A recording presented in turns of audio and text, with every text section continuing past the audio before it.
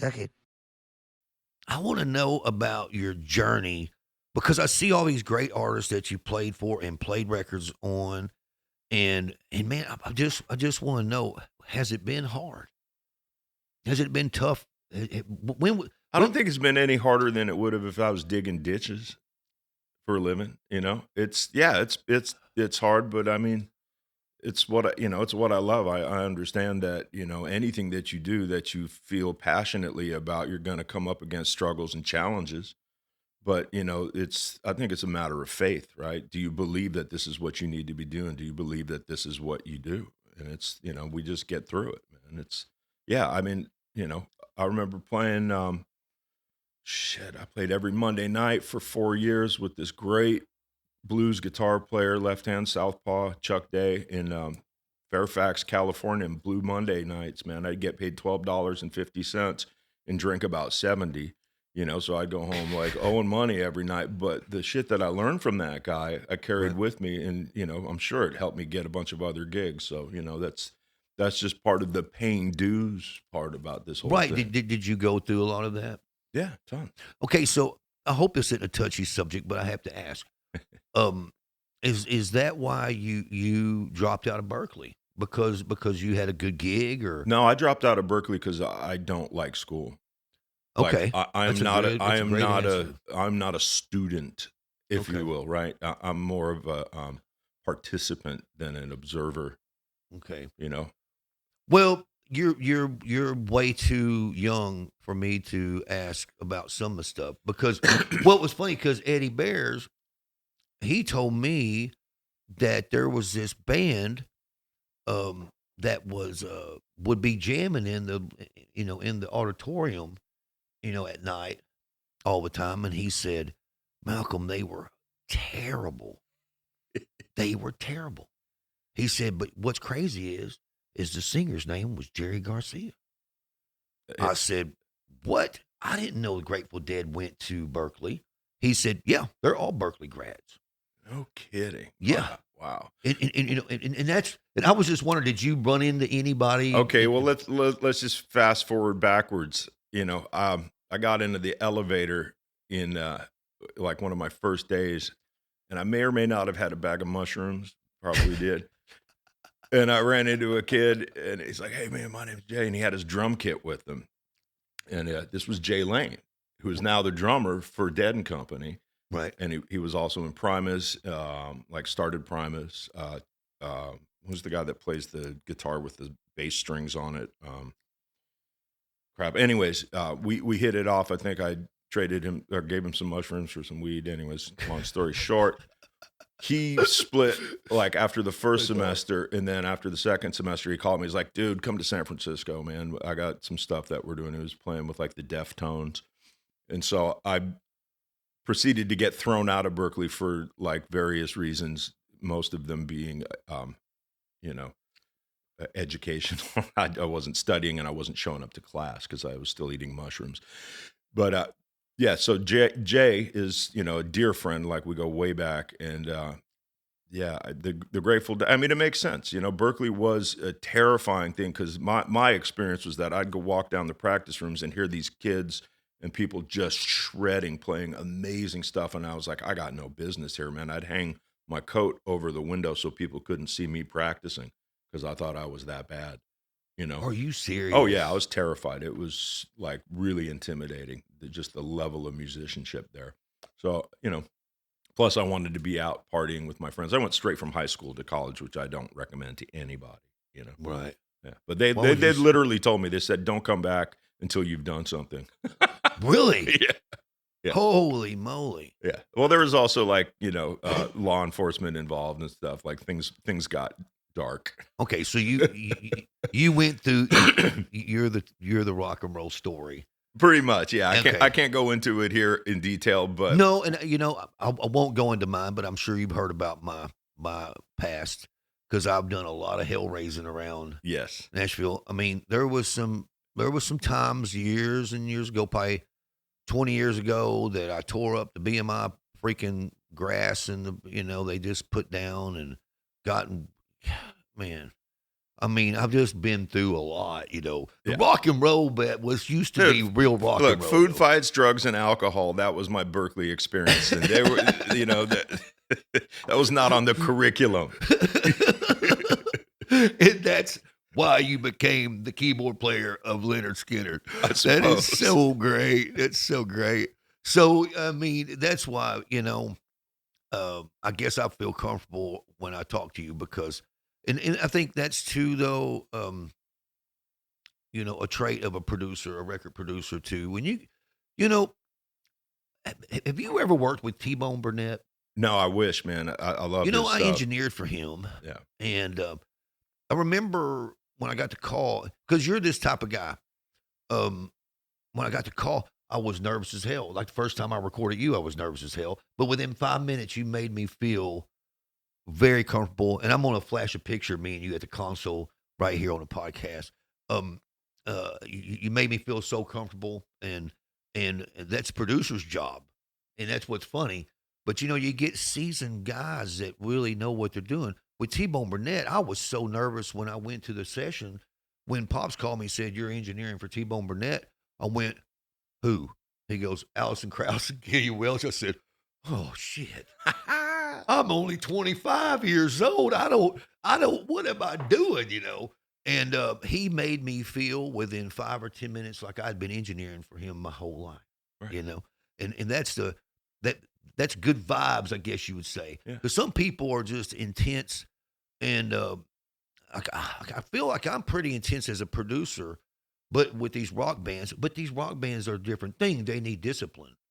And I don't mean like you don't beat them. I'm talking about discipline as in Work rehearsing. ethic. Work, Yeah. not work for 2 hours a day and think you've done a day's work. I mean, that's not a day's work. Yeah. 10 hours is a day's work. Really, 14 hours is a day's 16 work. hours is like Yeah, it's about exactly. that's how much I had to practice every day to get the Skinner gig. Really. Yeah, because I had 3 days. Well, okay, before we get into Skinner, I have some, Let's go. Let's go. the questions I got to ask. Okay. Now, I know Mr. George Clinton pretty well. Matter of fact, me and him's done some partying together. Yo, like George. How was it playing in P-Funk? It was amazing. Okay, let me just back up. So These are the questions I can't So wait to hear. 1996, I moved to Atlanta. I basically ran myself out of San Francisco because I was, circling the drain, as it were. I was living in the Tenderloin, sleeping in my keyboard case in my brother's rehearsal studio, basically homeless. Ran into a friend. He's like, "Hey, man, you want to go to Atlanta? I got a session for you." His name was Frog. He talked like this. "What's up, Frog?" So I was like, "Okay, cool, man." So we drove across country, and this is another story. I had this ratty Toyota truck that the ignition was broken off, so sometimes the screwdriver would fall off and the steering wheel would lock as we were driving, and there was no heat, and it was January, and I was like, "Well, we better take the north route to Atlanta because they're looking for me in LA." I was paranoid. I thought the cops were going to get me. There is no north route to Atlanta, just so you know. We got across the Richmond Bridge from San Francisco and ran out of drugs. Right. Right, like I bought drugs in San Francisco. Within 30 minutes, they were gone. Oh, God. So we ended up eating like trucker no-dos to get across the country. We got to Nevada and traded our Atlas for half a joint from these chicks that were traveling in a Volkswagen bus. I thought that was a good idea. It took us 13 days to get to Atlanta. Long story short, we ended up somehow in Louisiana at Mardi Gras and lost a week. Just lost it, gone, blacked it out. Show up in Atlanta for a session that, I was supposed to be there for like 3 weeks. It was 3 years later. I finally came out of the fog and got an audition for this band called The Original P, which were the original Parliaments. So it was Parliament Funkadelic without George, right? They'd Right. just been inducted into the Rock and Roll Hall of Fame, and they wanted to put a band together. Right. So I had learned all of Bernie Worrell's parts, and all the horn parts. So I was covering the horns and the synths and the claves and all of that stuff, and did that for $200 a week for a while. That was intense, but I learned a lot. And then I, eventually got to meet everybody in the P-Funk All-Stars and Clip, man, dear brother, love you, Clip. brought me into the 420 Funk Mob, which was the side project. And we had like Fred Wesley and, Maceo, George would come and we'd go out and play other, went over to like Spain and different places and did shows with that. So that was where I met George. I was playing with the 420 Funk Mob. I was still doing the original P, which I don't know if they're still doing stuff, but I got to learn the whole catalog like that. Got to meet Bernie, hang out with him, Bootsy, everybody, and it was amazing. I mean, that was a continued education, right, of Right. funk, like the real thing, like the biggest funk band in the world. Like there is no bigger. there is no bigger funk. You can't band, get no bigger. So that because of that, I will never start a funk band. Who's gonna, why start a funk band when you've been in Funkadelic? Right. You can't really go any further. No, no, I would use a sexual reference, but I won't. not But just you know what I'm saying. Once you've gone that far, Yeah, you no. ain't going no further. Yeah. No, but I was wondering, how, because George, when I've hung out with him, he's been awesome. He does a lot of drugs. Not anymore. Are you serious? Yeah, he's cleaned up, man. He might smoke. No way. He smokes weed, but that's about it. Yeah, yeah. Funny story. So when I started, so that brought me to Detroit. So I moved to Detroit then, Right. and in Detroit, I hooked up with a group called the Music Mafia that was coming up from here, Nashville, Right. and so that eventually moved me down to Nashville, and then I put a show together with the Music Mafia and Funkadelic.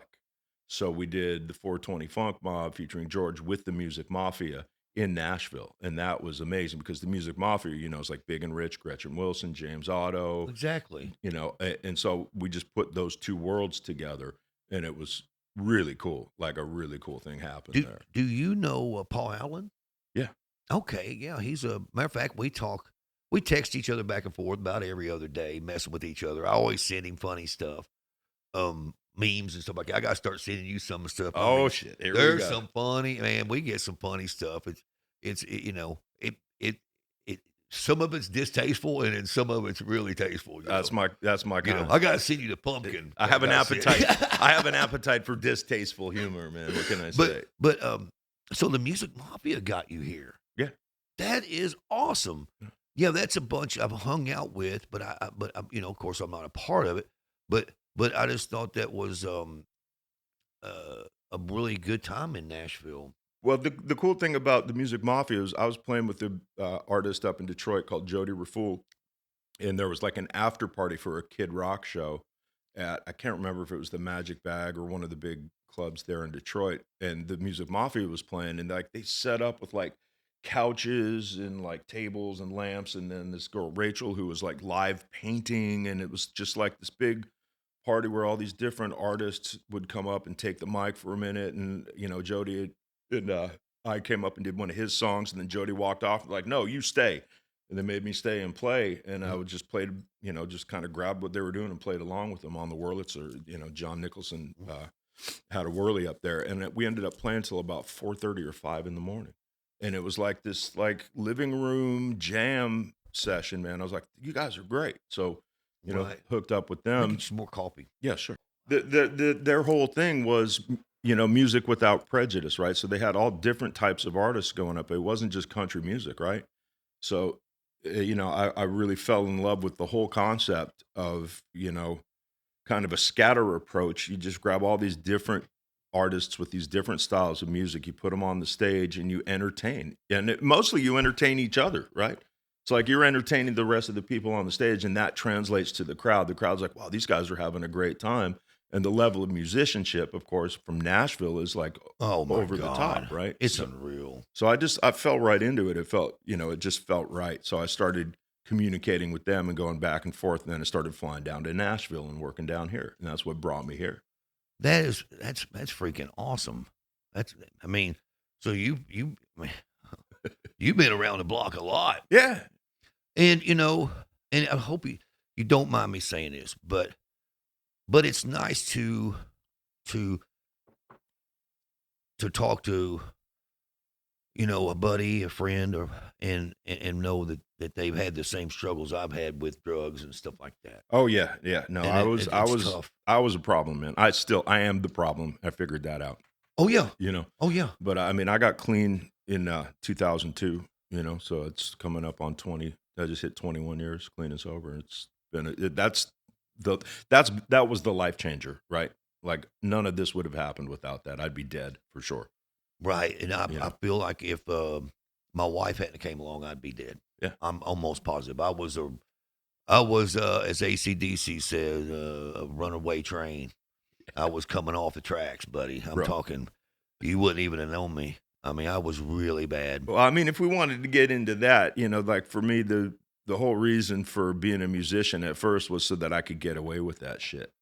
Right? It was Right. not only acceptable, it was kind of expected. But then I realized God, I tell all, everybody all that. my heroes are dead. What? Jimi Hendrix, I'd say the same thing. Jim Morrison, Janis Joplin. Like, holy shit, these people all took it a little too far. Right. Right? And that didn't click until I was finally circling the drain and realized that like I was going to end up in prison or underground. And I had to do something, you know? My real life changer was when I looked into my oldest daughter's eyes Mm-hmm. and she looked at me in disappointment. Right. And that's when I went, okay, I I've got to change, because I can't let this little girl down, and that's what she's the one that really went, hey, she didn't never say it, but it was like, No, Dad, you can see it. I remember. Dad, are you fucking kidding me? Yeah. Are you fucking joking? I mean, come on, man, you're my dad, straighten your ass up and Grow up. yeah, Grow and, up, Dad. and when I saw that in her eyes, that's what changed me. That's Yeah. of course, daughters will do that. No, I remember looking at my two twin daughters. There were two, and I was like, man, I'm going to be in prison for 5 years, Yeah, and I won't see them till they're 7. This shit is unacceptable. That was like my 5th DUI, and I was like, wow. not that my older sons didn't want to make me live. Yeah, right. I'm just saying she made me want to be a great father. Yeah. And inspired Yeah. me to straighten my ass up, Yeah. The boys, they're just rough, They're just- dig it. And the thing is, for me, it was like, well, can I still be a musician? Right. Right, Can I still exactly. be an artist? Can I still be creative? Can I still, have that thing, whatever that is, if I remove all of these substances that I thought made me creative? Yep.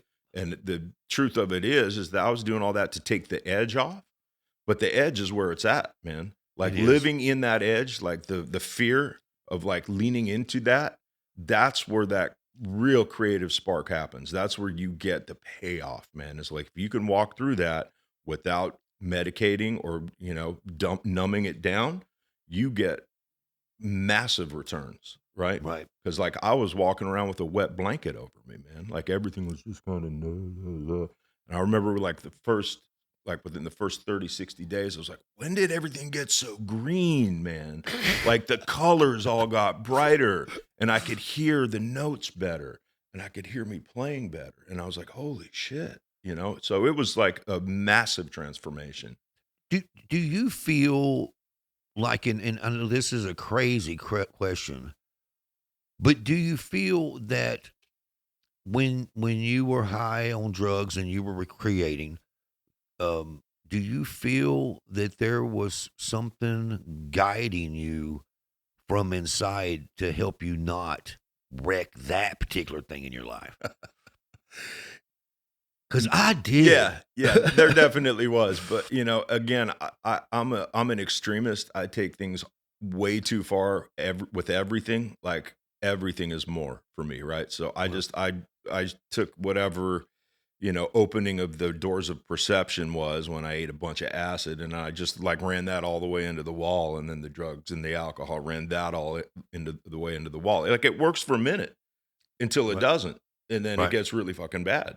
And then it's like, then you got to make a decision, right? Am I going to continue on this path, which is clearly going to end in death or destruction, or do I clean that up? And then finding that same inspiration through sobriety and clarity and faith and all of that stuff, that was a big shift. But I think I had to do that part of the journey to get to the change, right? it's like the phoenix rising from the ashes or whatever you want to call it. You Right. know, that's like we have to crash and burn to figure out that there's a better way. See, I feel the same way. That's awesome because I feel like, as a producer, I've got to deal with guys like you all the time. God bless you, son. And I'm telling you, though, not knowing where they've been or not have gone to where they've been before, I think as a producer makes it really hard on you to not to understand those people, because for me, I understand when an artist shows up. I'm not going to say, but one showed up here at my house, and we'll talk about that after the podcast. And he was obviously high as hell. He goes in my bathroom in my house. He's in there for 15 minutes. And I just told him, I said, don't ever come back in my home or a studio with me like this again, man. Yeah. You're better than this. What are you doing with your life? By now, we're old enough. We Right. grew up together in the business. You are famous and you are killing your life. Right. And it's like, because I remember, because I did a record with this particular artist that's really famous. And halfway through the record, I had to say, man, look, I love you, but I can't do this.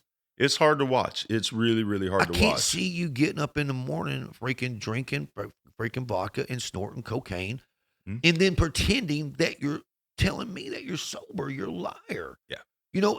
And that's what drugs did to me. It made me the biggest liar. Oh, to yourself, God, I man. lied to Lying to myself, lying to everything. God, lying to the boss, lying to the parents, lying to the wife, lying Oh, to my everybody. But the biggest one is lying to me. Yeah, but I'm okay, right?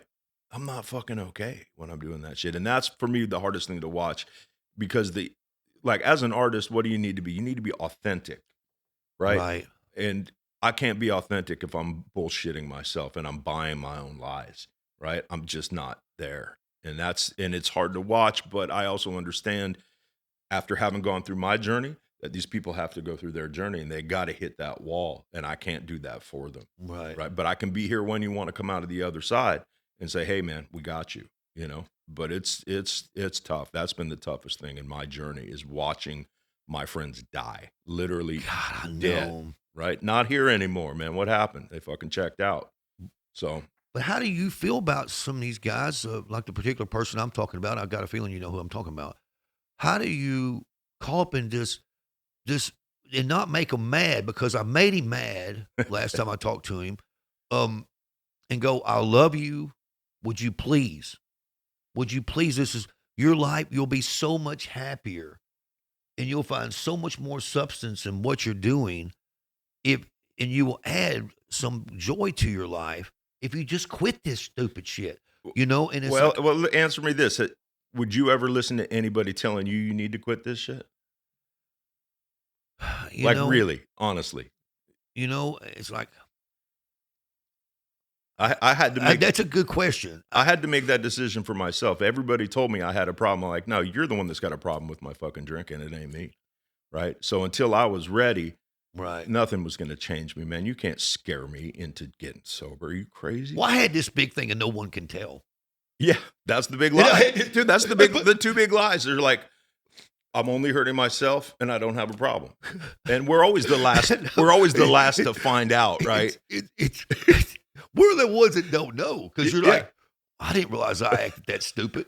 I mean, but I had this meme. I gotta send it to you. It was on my Facebook page of this alien, and he's sitting in this like he's waiting on a doctor's appointment, and he's like, and his eyes are like this. He's like, when you're high as hell in public and you're trying to act like you're not. Take me to your dealer. It's like because honestly, I lost a lot of my memory. I don't remember a lot of things. And let me ask you this about one more question about this kind of thing. Have you ever, like years later, wanted to walk up to someone that you've known for years, but you haven't seen them in a long time or since you've been sober, and you want to walk up to them and just reintroduce yourself? Because I have. Yeah. I wanted to just go, Oh, yeah. listen, this is the real Malcolm. Nice to meet you. Sorry I wasn't that. Absolutely. Yeah. I've also walked up to people that I've known forever and didn't recognize them. I'm like, hey, I'm Peter. And they're like, hey, I'm such. I'm like, oh shit. Oh, I know. I do that all the time. You know, it's like, you Still. look fucking terrible, man. You need a bath and a shave and like rehab for a while, you know? But let me just go back to your last thing. Okay. No, I don't tell people that they need to kick or quit or whatever. What I do is I lead by example, right? I'm like, this is my life. This is what I'm doing. This is how I feel. Right. That's, you know, and that's the best, you know, they say it's attraction rather than promotion. That's the best sell, is that like, I'm doing okay. Like, I'm okay with everything right now. And you know why? Because I don't do that shit anymore. But, you know, I'm not telling you what to do or not do. Right. You You really know? can't tell somebody. So was your spiritual life, was it a part of you quitting? It came, You, it became a part of me quitting. Like, you know, I'm a recovering Catholic, you know, it's, you know, that the whole religion dogma thing I had completely Yeah. just twisted. yeah. Like, I had it completely fucked up. And, you know, I denounced God at an early age because some shit happened that I was not happy about, that I prayed and it wouldn't go away, and blah, blah, blah, blah, blah, blah. And then, you know, I realized that through, you know, a bunch of work, right, that actually everything is okay. Everything is exactly it's supposed to be. If I just get out of the way and quit trying to judge and predict and have these ridiculous expectations on myself and others, that I can just deal with life as it is. And that's God's gift, is that, hey, this is what it is, man. You do with it whatever you want. And I've found that there is an infinite well of power and possibility in that surrender, in that letting go of just like, okay, I don't run the show. What's next? See, that is awesome, because that's kind of but I never stopped going through that. I mean, like I've been like, God, why didn't this record happen? Why wasn't this record huge? You know, and it's funny because I've, I've been on the podcast. I've talked about it before. Is it just fate? Is it you know, it's just God's plan? Is it, or did man do this, or did, because you hear, well, man isn't the ones who told this Hamas bunch to go kill these Israelis, and it's like, no, it happened. It was terrible, horrifying, but why does things happen like they happen? And I guess, you know, if I could sit around for centuries thinking about that, but there are records though, like me, I'm upset about some kind of record, and then I turn around and these people over here are dying Right. and starving. Well, I mean, I had the big question: why do people kill? Why do we kill? Man, I don't What understand. the fuck is the point in that? Why I do you don't. do that? What is the point? Right? And why is there war? They have their land. Dude. We have our land. They have their culture. They have their religion. So power. We have ours. It's all a power struggle, man. And it's like, wait a minute, you know, once You don't once you have realize enough that, power? once you realize that you actually have no power, that is the most powerful position, right? Because Right. I actually have access to unlimited power if I just get out of the way and take my ego out of it, which is what drives the wars, which is what drives the whole thing. The whole human condition is about, how do I look? Right. Do I look good to you? Do I deserve this? Did I create that? Am I this fucking thing? And it's like, no, dude, I'm just here, right? If I can just be here, all of that goes away. It's still happening, but you know, what do I learn from it? I don't know. You know, I'm just grateful that I'm not in that, you know? Man, I am too, and grateful that I am American. I gotta be honest with Yeah. you. You know, because here's the part of me that's like what I was telling you earlier. If you don't like our country, then go live in some other country. It's like, you may not even like who's in charge. Right. You may not even like how we're done in taxes. You may not like a lot of things, but get your ass out there and vote, or try to make a change. Look, we You know, we create this. This is Right. the American experiment that we created, right? Everything that's happening or not happening is a direct result of our doing or not doing, or saying or not saying. So take responsibility for that shit. You know, that's my thing. Is like, if you don't like what's going on, change it. Do your job. I Vote. think- If you're going to talk about politics, go like run for office, right? Don't sit there and bash these people. Get in there and get your feet in the game. Don't be a spectator. Right, or at least find someone that has your views and help them. Right. But like, the thing about it is, it doesn't matter if you have your different views politically. It doesn't matter. We are all have one main goal, and that is to have a great country. And that's what everybody misses. We are all have one goal. Let's have peace. Right. Let's have a better life for our kids. exactly. It's like all this, it's so funny. Liberal, conservative, all that stuff is funny, and it's weird because for me, I'm in the music business, so I hang out with all kinds of extreme personalities. I'm talking like, oh my God, like, you're this way or you're that way. And me, I'm so like, in the middle. And I had someone tell me the other day, listen, you got to pick a side. It's like, no, I don't. Why? I don't, because I couldn't have the people I've had on my podcast if I did. Because I'm telling you right now. How can you pick a side when neither side align with your beliefs? Neither side. Yeah. Right. Neither side actually perfectly align with any of what I think. So maybe I have to pick an angle. But, I don't know. It's a weird thing, man. I try to just stay in the moment, stay in the music, and, stay at peace as best I can. But there is some stuff, though, that I have to say, and I just heard this. I didn't see it. But someone told me that Donald Trump wants to defund the FBI.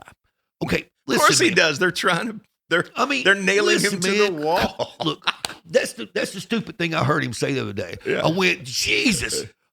Man, dude, listen, man. Look, you can't. Every January, I want to defund the IRS. Okay, figure that one out. Hey, you know what's funny? Did you know the IRS isn't even in the United States? Probably not. No, because you know why? I think it's in Sweden. No, it's in Cuba. Of course, the IRS headquarters is. I think it's Cuba. I'm not. Don't quote me on that out there. I'm just saying it's somewhere down there on an island that's not our country, so they won't get taxed.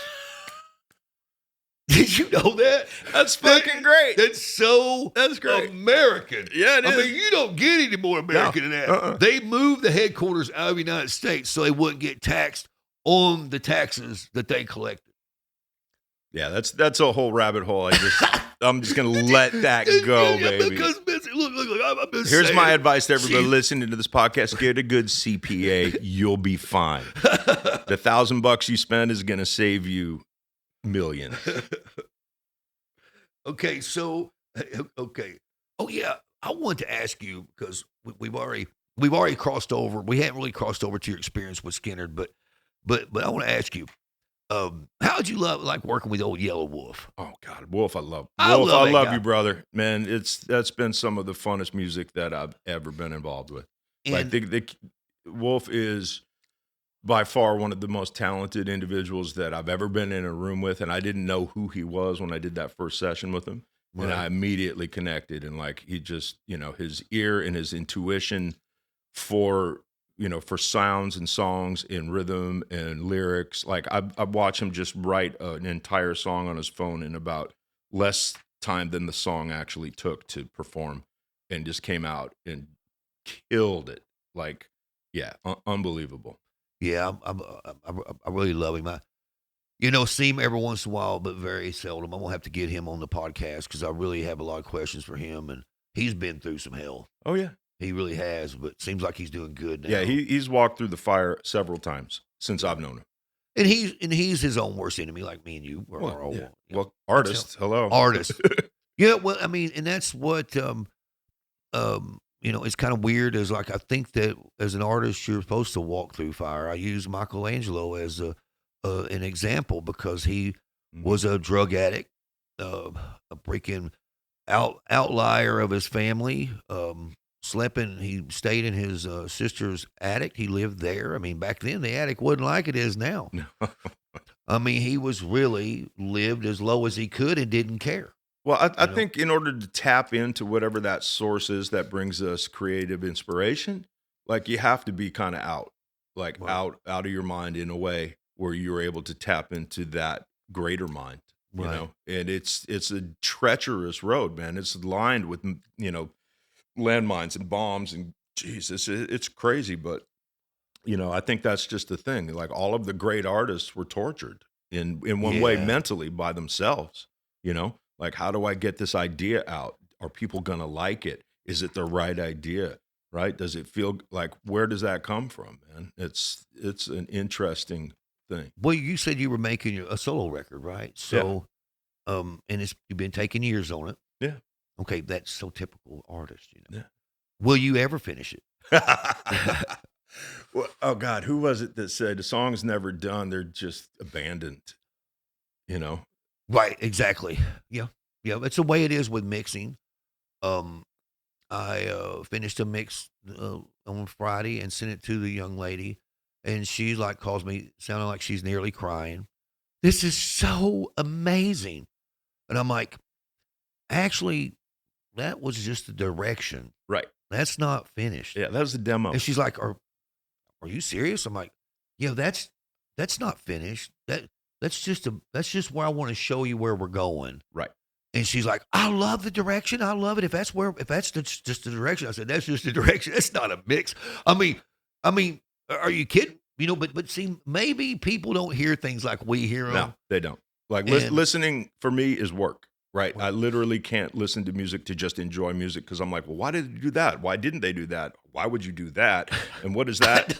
know. All of these things, when I'm listening to a song, I'm tearing it apart and trying to figure it out and see what I can use on my stuff. And to answer your Me question, too. I will finish the record. I'm really close, and I've been releasing singles because I haven't wanted to commit to a full album because I'm not quite sure of just how they all fit together. But at this point, I don't really care because it's all me and it Right. shows the different, influences and directions that I like to go with my music. Well, if you So, need a good mix, let me know. oh, I will be calling you, man. Yes, because Yeah, you know, it's one thing. It's like I've told the wife a million times. Mixing.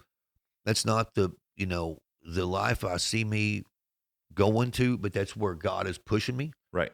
And so it's great. I love working with young bands, but it's not that way anymore. Yeah, It, artist development is kind of a thing of the it past. yeah, it's like I love 'em, but I don't know about you, but I mean, so when are you switching to the producer seat? I mean, to where I've been migrating for several years. I mean, that's how I started. I started way back in 1984 with a 4 track and a ESQ1 sequencer. okay, Like when I left Berkeley, that's when I started like writing and producing. So I mean, just been shifting in. I'm building my studio right now. I've got my home studio, which is great, and I can do everything I need there. But building a proper room. I figure by the time I'm tired of touring, like my body won't do it anymore, I will be full time producing. and, But and, and does Leonard Skinner have a lot of dates coming up? we do, yeah, yeah. We've got a Really? massive tour coming up again. We just did I don't know, like 30 or 40 dates with ZZ Top last year that went smashingly. It was amazing. Great show. Us, ZZ Top, and Uncle Cracker. We did the Sharp Dress Simple Man tour. Right. And the promoters loved it. The crowds loved it. So we extended that into next year. And yeah, we've got a lot of really cool stuff coming up. So that's where my main focus is. I love every night performing with this band. These guys, it's family. The crowd loves it. The music is it's Lynyrd Skynyrd. Come on, man. It's Right. I mean, like it's like Funkadelic was the biggest funk band in the world. Lynyrd Skynyrd is the biggest Southern rock band in the world. of all time, Period. and one of the biggest rock bands Just in the history. song. So, I'm really grateful, and I still pinch myself in the morning. Like wow, I'm playing Billy Powell's piano parts. Well, I was going to ask you, did you know him? I did not, but I feel like I intimately know him from learning his Learning stuff. stuff. And Yeah. one of our super fans gave me a pair of his white patent leather boots that he'd signed Mhm. and at a show, and I was like, oh my gosh, I got to try these on because everybody's like, you got really big shoes to fill, kid. And I put them on and they fit perfectly. And of course, what did I do? I took them home and I put them on. I played Freebird on my 1923 Steinway with them. Again, I did that again like 2 weeks ago. I was like, hey, Billy, let's go. And I took him out for a spin, just playing for him, right? Just me and Right. the piano and his boots. Love you, Billy. Yeah. But I heard he's a sweetheart. I got to meet him briefly I was doing Bobby Whitlock's solo record, and he came in for a second, and that's all. I mean, I got to meet him I was probably 23 when I worked on Bobby Whitlock. You know Bobby Whitlock? Mm-mm. He is a crazy son bitch. Oh man, he's the one. He was a Derek and Dominoes. Okay, yeah. Yeah. He's crazy as hell, and I don't care if you see this podcast because man, you're the craziest person I've ever met in my life. I mean, I'm serious. That's a badge of honor, man. Well, he got arrested for shooting at his own house, and he still couldn't figure out why he was doing it. He just got drunk and started shooting at his house. I think it would have been fine if nobody had been in there. But the fact that people were in there, that's what the problem was, and the police got him. But anyway, he's a sweetheart of a guy. He lives out there in Mississippi, but I'll remember to stay away from Bobby Whitlock. Whitlock if he'd been drinking. Well, he wrote Bell Bottom Blues. Okay. And freaking After Midnight with all the Derek and the Dominoes big hits and Clapton's couple of Clapton songs he wrote. And I just, as soft spoken as Mr. Eric Clapton is, it's hard for me to imagine him in the same room writing with Bobby Whitlock because he's such a type of guy. Well, you need that counterpoint, man. And then Mr. Eric is just one of those laid back guys. I got to record him on oh God, what record was it? With David Z. We did a record. Oh man, David, yeah. Me and him, I was engineering for David, and oh gosh, dang it. Anyway, I'll try to think of it. I just, it was all that Eric Gales and bunch, and that group of guys that anyway, sometimes I draw a blank because I'm getting older, I guess. It's it. But anyway, it wasn't even one of the things I wanted to talk to you about. I was just wondering if you knew him and everything. Now, look, this may be a touchy question, but I've got to ask it. How personally did Gary Rossington's death affect you? I mean, obviously you guys were close. It was crushing, man. It's losing Gary was really tough for myself, but I can't imagine how tough it was for his family and for the rest of the band and the fans because they've known him longer than I have. The thing about Skynyrd is like this band is all about overcoming tragedy. Since the plane crash, it has been about carrying on. And I know that in my heart of hearts that Gary wanted us to carry on. I just remember seeing him struggle, when his health was failing and all he wanted to do was play. That's all he wanted to do, and he couldn't do it anymore. And it was really sad. And, I could tell it had broken his heart and it was breaking my heart. So, there was a sense of like, he's finally free, and like, I think he'd made peace with that. And it's just, a matter of grieving and healing for the rest of us to deal with that. But yeah, it was tough, man. I literally watched him have heart attacks on stage and play through. He was really. I didn't know the guy that. was a freaking force of nature. Like it was it was just really sad. It's we all miss you, Gary. We love you, and I know you're in a better place, man. I can't imagine the band in rock and roll heaven right now is kicking major ass. I bet, man. He's up there hanging out, man. Yeah. Man, what that spirit of him, I guess it still lives in Skynyrd, just like absolutely. It's in the songs. And that guy I never got to meet, and I wish I would have. Oh man. I heard he was a pretty rough one earlier in life. Oh yeah, he for sure was. He was a hell. That bunch he was a scrapper. There were a bunch of scrappers, man. That you didn't want to. Those guys were people that you didn't want to fuck with.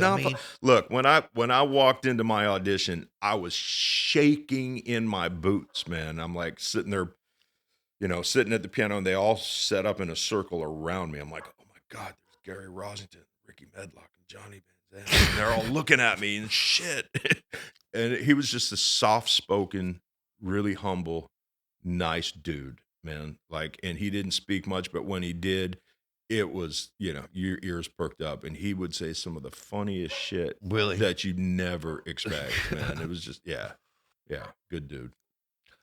Let's get down to the nitty-gritty. Let's go. All right. So what do you think? I love asking famous freaking musicians or just musicians, period, this kind of stuff. Um, what do you think about this whole disclosure on the aliens thing? Do you pay attention to that stuff at all? Man, I've been waiting for them to come down for decades. Like, no shit. Like, come on, would you just bring it already? Take me out of here. I want to see what else there is out there. And they are the key to getting to that other place, whatever it is, while I'm still here. Do you feel that what we are seeing and these Navy pilots are actually seeing? Of course, they've already had a congressional hearing about this. Do you think these are really extraterrestrial, or do you think that they're just here? Let me just tell you, I think they need better resolution on those damn cameras, for one. And Okay. two, they've been here the whole time. Yeah, I don't think they're from some other place. Well, they could be time travelers. I mean, if you look at the enormity of the universe, there's got to be other life everywhere. Like how ridiculous is that for us to think that we're the only ones? Come on, man. Right. Well, my personal thought is we're still too freaking ignorant for them to let themselves be known because they're waiting to see if we blow ourselves off the face of the planet. Right? Why waste your energy with something that's just going to kill itself? So, Right. I'm sure that we've appropriated a lot of their technology, with Roswell and all that stuff. Okay, cool. 'Cause so you're a believer like me. I'm just curious. My thoughts about it are: is this what the Bible describes as angels? Um, Possibly. I mean, that's my biggest question. But seems to me like no one wants to talk about that. Well, do you believe more in the Bible or aliens? Well, I believe. I mean, Or can you differentiate? Right? I mean, the Bible is the Bible. It's God's word, but it's got man's fingerprints all Well, over there's it. there's the rub, right? Written by whom? Right, and everybody gets mad at me when I say that William Shakespeare rewrote the Bible. I mean, it's the truth. And I'm not saying he obviously didn't transcribe it completely right because the Dead Sea Scrolls says specifically that he didn't. But there's some of the books that are like Chronicles. There's a couple of them that were in the Dead Sea Scrolls, and don't quote me on that. But I'm pretty sure, and that was exactly what the Dead Sea Scrolls were saying. But now then you got these other places. Well, he wrote it where it flowed better. And everybody gets so mad at me for saying it, but it's the truth. It's like King James had him rewrite the Bible. Not rewrite it, but transcribe it and wanted Edit it. Right. He, He was kind of like the editor of the whole thing. Right. I mean, think about human history and the human story, right? The human conversation, right? Jesus is the best version of a person you can be, right? Why Right. not try to be like that? And for me, Exactly. that's what the Bible is. It's like literally it just boils down to don't be a dick. Right. Right. But it's in a lot of different verses and a lot of different chapters and a lot of different sayings and a lot of different ways. And you got to say it in every way possible so that you don't get it twisted. But Exactly. the human experience, again, because we have war, because we have power, because we have all of this stuff, there's a million lessons to learn, man. And I think the Bible is a great version of that. There's Right. many versions throughout time, but what's that got to do with aliens? Who knows? I mean, maybe aliens have a better Bible. Maybe they made this stuff happen. Maybe, I don't know. It's like God, aliens, in the Bible, man. Those are some big questions. They are, but man, and everybody. And one of the reasons why I started the podcast is because, I wanted to ask my friends about these kind of things because if you sit in a control room your whole life trying to make things sound good, you have time to think about things. And and it's literally like it's so funny because me and Richard Williams we get on the phone all the time because he just thinks Bigfoot is the biggest bunch of bullshit ever. And I'm like, no, there's proof. It's like, look, man, I've been Bigfoot hunting. I didn't see him. I went to Washington State. But the thing about it is, there's something. Well, I mean, It doesn't really matter. I mean, there's got to be something. I didn't believe in tornadoes till I saw one. Okay. So I knew they existed, but I didn't believe in them because they hadn't hit me directly. We had one jump over our house, and I'm still kind of questioning, is it still real? But that for me, seeing is believing. But that's the mystery of faith, right? Like, how do you believe in something you can't see or describe? Well, I believe that there is a higher power. I believe that there is a God. Can I see him? No. Can I describe him? No. Do I understand him? No. Do I keep seeking? Yes. Why? Because there's something out there. Bigfoot. I believe in the mystery of Bigfoot. I don't know that we actually have a creature out there Right. today, but there might be. I mean, there's shit under the ocean that nobody's seen that Right. for sure, will shock and amaze everybody once we do discover it when it's time. Man, that's great because I mean, okay, so maybe I'm 70-30 on the Bigfoot thing. 70% I believe, 30% I'm like, but you know, uh, but I know there's a God Right. because I feel him. And I want to say this: I've had people, non-believers, ask me, why do you, God, are you serious? I'm like, because I work with His miracles every day, Every and day. that's people like you. Yeah. And when you see those miracles, because, and I'm not trying to yank your chain, I'm just saying, until you're in the same room or recording a guy that is your caliber, and there's very few, but when you record that guy, you just go, wow. You know what I mean? It's this feeling of, man, I just recorded greatness, no less. I'm serious, man. And it's like, so it's hard because sometimes on here it's hard to ask questions about God because some people simply aren't big on that. And that's fine. I'm not big on religion. No. I could care less about taking my kids to church. They go to church on Wednesday night, but us on Sunday morning at a church and someone trying to tell me about Well, no, you my don't tell me thing. how to believe, right? Exactly. Don't tell me how to pray. Like George Carlin said it best. He said, "I'm an acrostic. I believe across the board." Right? All of the religions are viable in some way, shape, or form, and they are all leading us to that one power. What is that one power? It's different, like many names, one God. So, how can I tell you how to believe, right? If what you believe brings you joy and brings you peace and brings you that thing that you need, that's great. And that's for you, right? And I'm still discovering mine. It changes daily. That's the beauty of it. I am too. I'm You know, well, he's not mad at me for questioning him. That's kind of the human job, right? To question what is God, what is existence, what is presence, what is this thing that we're walking through is life, right? That's a miracle, right? The fact that we were born at all is a huge miracle. right. So I think so too. I don't believe in evolution, and I don't believe, I just don't. I think we were created. Do I think there's adaptive evolution? right. Yeah. I mean, do women's boobs get bigger? Yeah. You know what I mean? You know what I'm saying? I fully believe in But maybe I that's the believe in kid. evolution. But I may- mean, you know but- what? Maybe we were just some sludge in the bottom of a pond a billion It's years so ago. funny. Steve O. Robertson from Atlantic, he's not with Atlantic anymore, but he told me one day, he goes, why can't you believe in both? Right.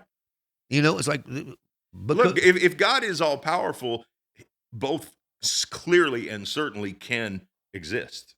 right. Like all possibility, all time, all of everything can all be existing at once, and we're just experiencing this moment of it because our consciousness is only that available, right? Right. So that's kind of, I believe in time travel. I do it all the time. I lose shit. I find it a week later, and I'm like, oh, there's that pen. Time travel. I was thinking about I need Right. that pen in 2 weeks, so I'm going to lose it. You know what I mean? So like it's a weird thing, man. It's there's You think you think, I'm not trying to go, I'm trying to go back a little bit here. So you think these aliens are time travelers? oh for sure, I think so too. but I don't think that's all they are.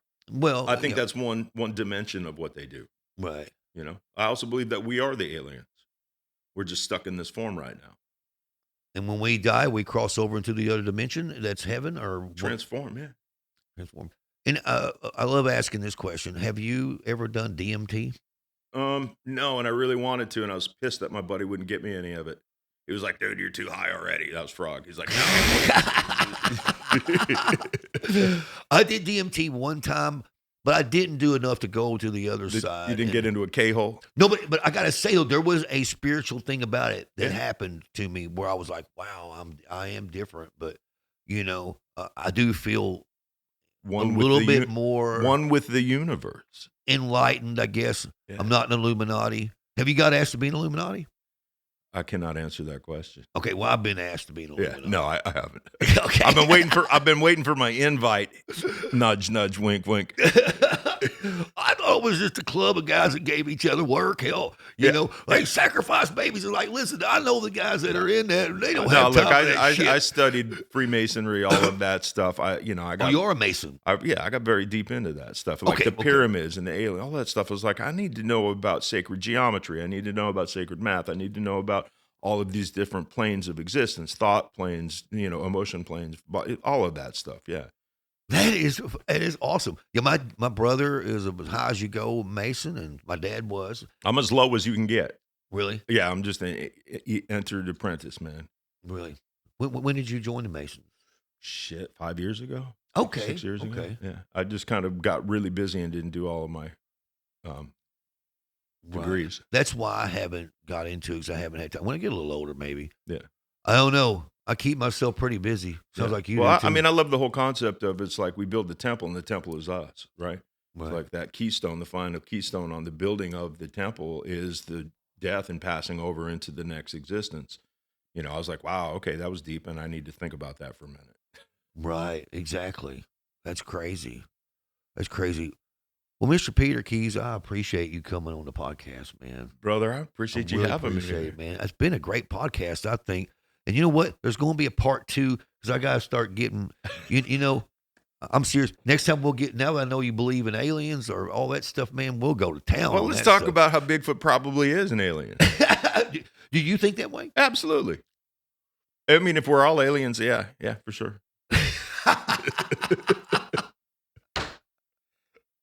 Thank you so much, man. Thank you so much for coming on, man. I'm welcome. serious. Jim Zumwalt's coming on next week. Nice. Do you know Jim?